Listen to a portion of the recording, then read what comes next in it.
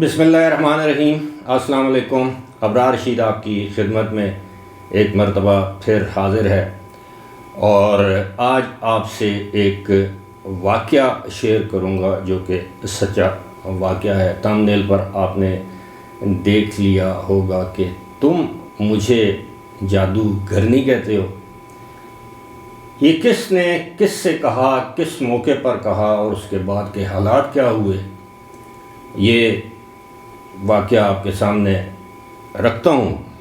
کوشش کروں گا اختصار کے ساتھ۔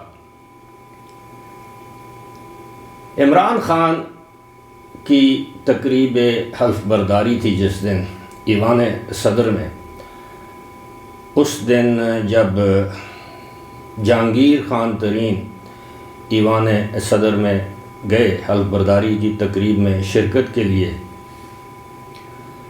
تو عمران خان کی اہلیہ بشرا بیگم یا بشرا بی بی نے جہانگیر خان ترین سے ایک مکالمہ کیا۔ جب جہانگیر خان ترین ان کو سلام کرنے کے لیے ان کے سامنے گئے تو بشرا بی بی نے انہیں کہا کہ آپ مجھے جادوگرنی کہتے ہیں۔ تو واقفان حال یہ کہتے ہیں کہ جہانگیر خان ترین کا ماتھا ٹھنکا اور انہیں احساس ہو گیا کہ اب عمران خان کی قربت میں یا ان کی حکومت میں ان کے دن گنے جا چکے ہیں۔ اس کا پس منظر کیا ہے؟ پس منظر یوں ہے کہ جہانگیر خان ترین کو ظاہر ہے وہ جنوبی پنجاب سے ہیں، ان کے تعلقات ہیں سیاسی، غیر سیاسی، سرکاری، غیر سرکاری۔ تو ان کو کسی نے بتایا کہ مانیکا خاندان، یاد رہے کہ مانیکا خاندان وہ خاندان ہے جس میں بشرا بی بی پہلے بیاہی گئی تھیں، یعنی وہ خاور خان مانیکا یا خاور مانیکا کی اہلیہ تھیں۔ اب مانیکا خاندان نے جہانگیر خان ترین سے یہ کہا کہ عمران خان سے کہنا کہ وہ انتہائی محتاط رہے کہ یہ خاتون ان کے لیے شدید ترین مشکلات پیدا کرے گی، جیسا کہ اس نے مانیکا خاندان کے لیے مشکلات پیدا کی۔ جہانگیر خان ترین نے اپنے ذرائع سے یہ سب کچھ معلوم کیا اور جہانگیر خان ترین نے یہ بات اپنے اس وقت کے دست راست، جو کہ آج بھی ان کے دست راست ہیں، اون چودھری سے یہ بات کہی کہ یار کسی طرح خان صاحب کو یہ بتانا ہے کہ وہ اس خاتون سے ہوشیار ہیں، یہ ان کے لیے مشکلات پیدا کر سکتی ہے، اور مجھے یہ مانیکا خاندان کے بڑے معتبر لوگوں نے یہ بات بتائی ہے۔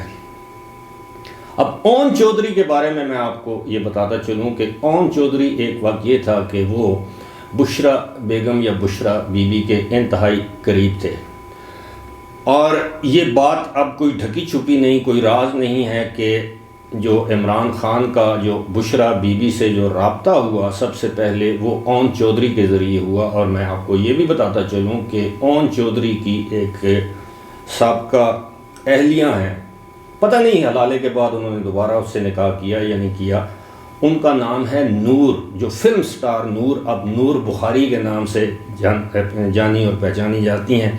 انہوں نے اون چودھری سے شادی کی، پھر انہوں نے ایک انڈین سے شادی کی، پھر اس کے بعد آپ کو اگر یاد ہو تو نادیہ خان کے جیو ٹیلی ویژن کے ایک پروگرام میں، ایک شو میں ان کی کوئی اپنے اس نے ان کے انڈین یا ہندو خاون کو بھی بلا لیا تھا، کچھ اس طرح کا معاملہ تھا، وہاں پر لائیو شو میں جھگڑا ہو گیا تھا۔ پھر اس کے بعد انہوں نے استاد حامد علی خان کے صاحبزادے سے شادی رچائی۔ بنیادی طور پر جو نور بخاری ہیں یہ بشرا بی بی کی یہ کہہ لیں کہ مریدنی تھی۔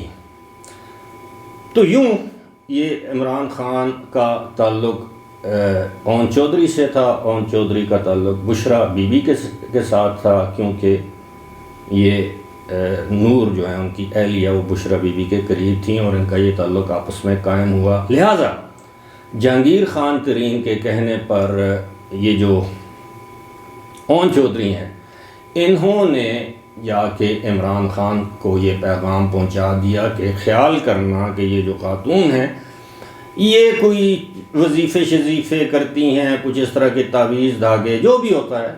اب میں جادو کا لفظ استعمال نہیں کرتا، لیکن یہ ہے کہ وہ کچھ ایسے عملیات کرتی ہیں کہ آپ کو ان سے محتاط رہنا ہوگا. یہ مانیکا خاندان نے یہ میسج دیا ہے جہانگیر خان ترین کو، اور جہانگیر خان ترین نے مجھے کہا ہے کہ میں آپ کے گوش گزار یہ پیغام کر دوں کہ آپ ان سے محتاط رہیے گا، کہ ایسا نہ ہو کہ کوئی اپنے عملیات کے ذریعے یہ آپ کو اپنے قابو میں کر لیں.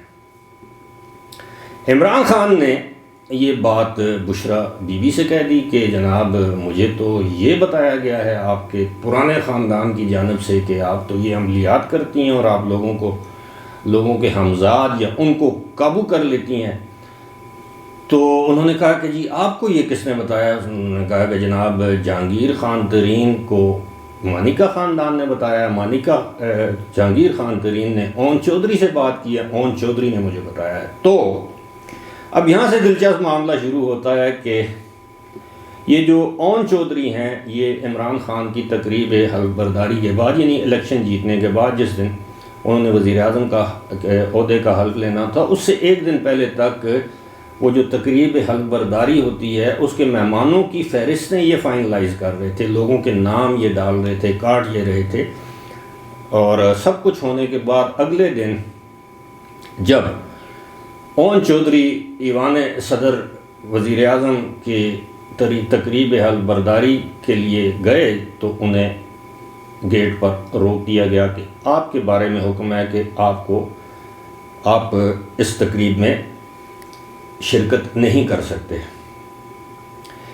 اون چودھری کو یہ بات بتائی گئی تو پھر انہوں نے وزیر اعظم کے اس وقت کے ملٹری سیکرٹری سے بات کی تو انہوں نے کہا جی ہاں آپ کا جو نام ہے مہمانوں کی فہرست سے وہ فرسٹ لیڈی یعنی خاتون اول کے کہنے پر نکال دیا گیا ہے، لہٰذا آپ اس تقریب میں شریک نہیں ہو سکتے. تو اون چودھری دل برداشتہ ہو کر وہاں سے چلے گئے. یہاں سے تو اون چودھری کا چیپٹر ختم ہوا.